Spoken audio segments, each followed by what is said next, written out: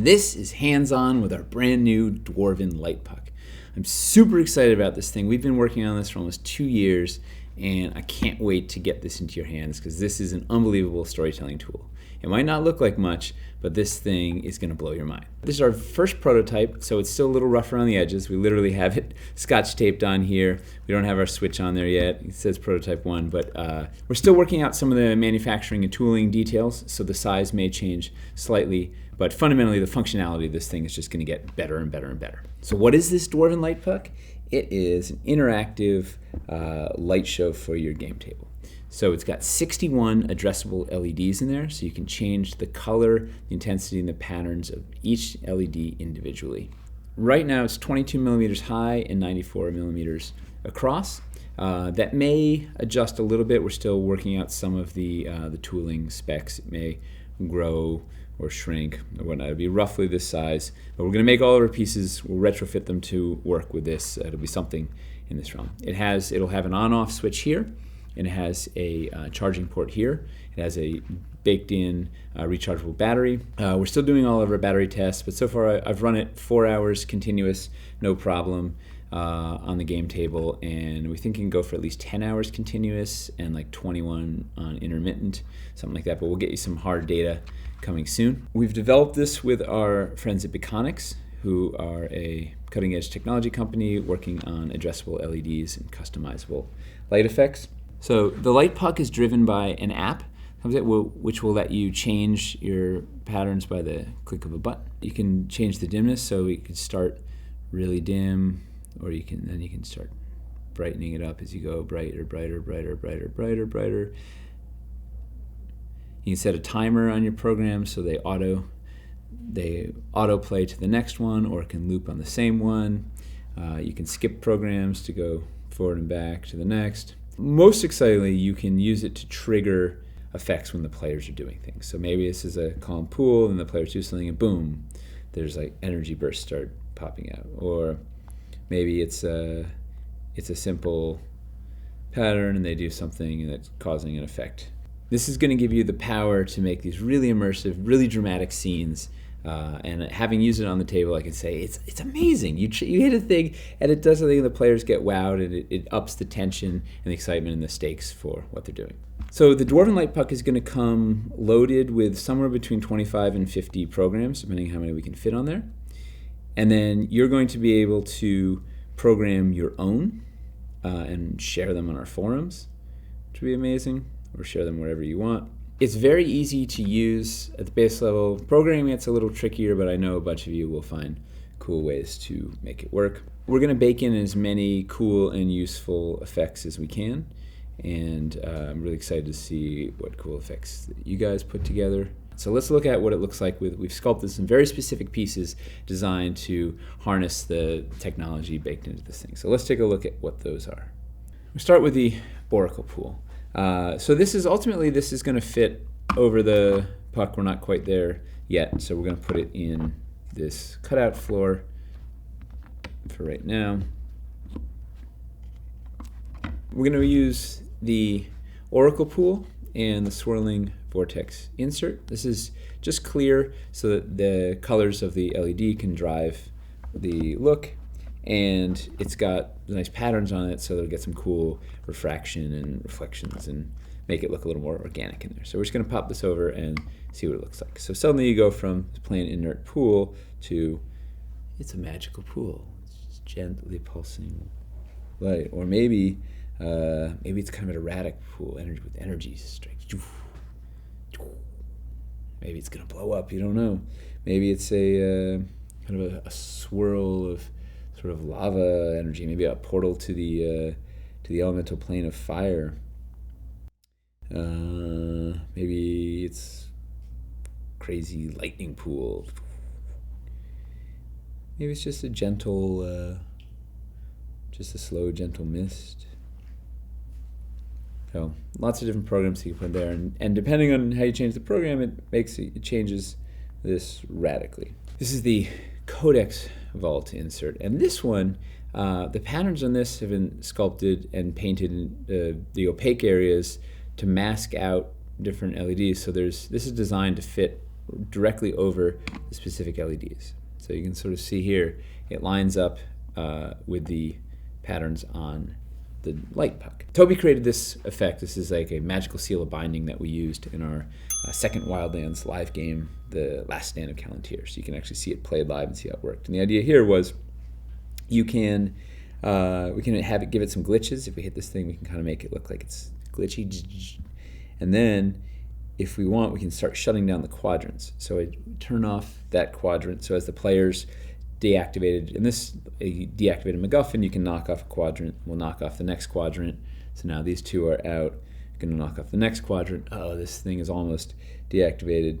And then boom, we have to turn off the whole thing, and we're going to have like a cool supernova effect. Right, and then of course you could reverse that. So they could have triggered this first one, started to heat up. Second one is heating up. Third one is heating up. And then you could do your big explosion.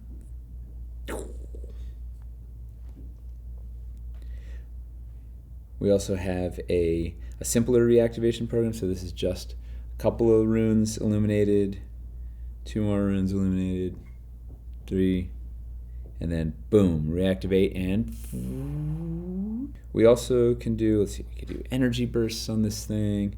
Sort of any of that, so maybe that what was it, that swirling pool that we were looking at before, when you put it over here, it'll just be like a gentle glow. Because it's masked out, like sort of a pattern that looked different on the other insert looks wildly different here.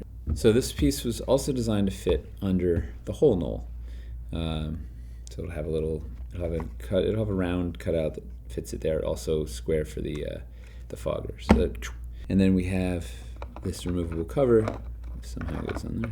Right. So this looks supposed to look like sort of melted wyverstone, and that's there to diffuse the light and help make it look more organic and glisten in interesting ways. So you can do any of your patterns are there and see what they look like. And so the same thing, like we had that Codex Vault effect, now looks very different under here. You could do a cool explosion.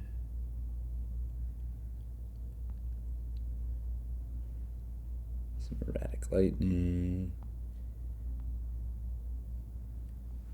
Just gentle mist. So we're just using a bunch of the same patterns and seeing how they feel really different based on a different topper.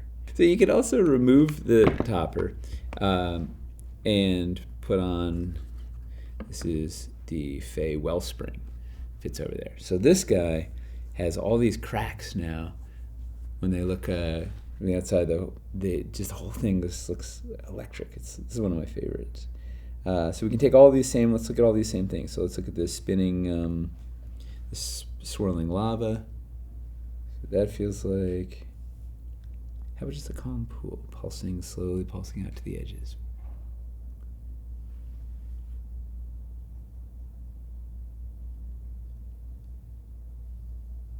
And check this out. Now we get some, let's add some energy bursts there. Right, like that. Who doesn't want to have that on their table? This is so exciting. Players aren't going to know what to do. This was a neat program series that Toby made that was like a swirling magical pool for the Oracle pool, but then I could trigger lightning in there if I needed to. I just hit this and poof, give it some lightning. So if the players did something, you could fire off the lightning when they did it. If you want to get crazy, you could add some red lightning in there. And then go back to regular. And then you could get to really calm mode if you just... Or if they triggered the magic, you could have it spiral out. And if you want, you can put your Oracle pool up in here too if you want. You get the full, to do some lightning. You can also use the whole null. You can pop Codex Vault in there, and then you can use the whole null to bury it like underground. It looks like it's a buried ancient vault or whatever, and then use all these patterns. So let's look at this one. We didn't look at this one before, symbols, right? So you could do it just like pulsing energy under there. It's like a whole series of neat ways you could trigger this thing. Anytime you want, you can pause the program and resume, pause, if they do something, resume. You can have it repeat, or you can have it go to the next. So you could have a sequence that goes for 10 minutes and then goes to the next. It escalates in the next 10 minutes, then escalates in the next 10 minutes, or something like that. So it can be a built-in timer that's happening at the table. It's sort of, it escalates as the longer the players take, or something of the sort, or counting down, just getting more and more quiet, or something like that. All right, so then finally we can look at the Oblivion Nexus on there. So this thing has like a cool crack on the back here, so you can have a little of that sort of fire energy sort of sneaking out. Maybe we do, what is that, red? Maybe it's sort of a pulsing evil red thing in there. This gives you the hint if there's energy underneath that's going to come out, or something the NPC is doing. But if you want, we can pop this lid off, and then we can really see in there. And now you can do like these cool lava swirls. See that swirling down, or bubbly effect. Here's green light. Let's do some energy bursts in there. And if you want to break it up, you can. If you want to make it a little more organic, you can throw that insert there. Then it's like crystalline. That's a basic overview of how it works. And of course, we have a bunch of our existing pieces. Like this was our this was the Infernal. What was this? I don't even know what this piece is called. It is from Hellscape that you can use and illuminate.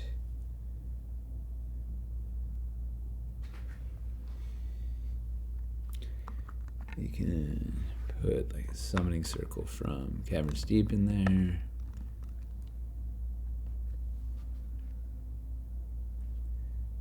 You can maybe just put the soul cage in there.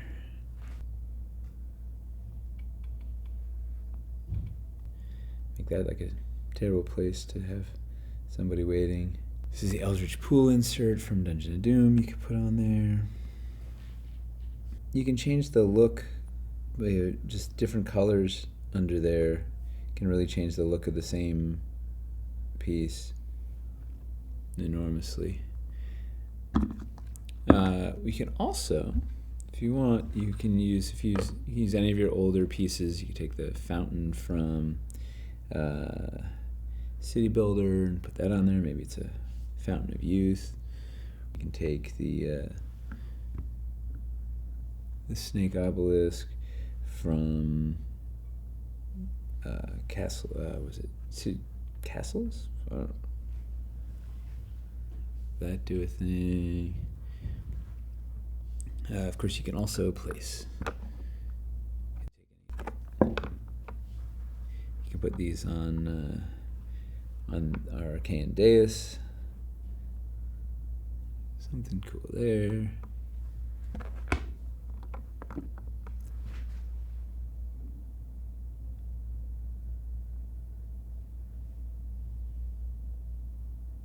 Maybe you trigger it when the players come in. They do something, it's flickering. With the light puck, we're providing you a really interactive tool so that when the players do something, they can immediately see a reaction on the table. And as a dungeon master, it's giving you some dramatic flair to have them do when they do something, there's like a cool effect that everybody goes, woo, this is really exciting, and it makes them more excited about the game, more immersed, and feels that the triumphs can feel bigger, and the danger and the drama can feel more intense. So we can't wait till these are out and see all of the really neat ways you're applying it on your table and the way it's enhancing all of your stories. And there's lots more to come with the Dwarven Light Puck. We're just scratching the surface on this thing.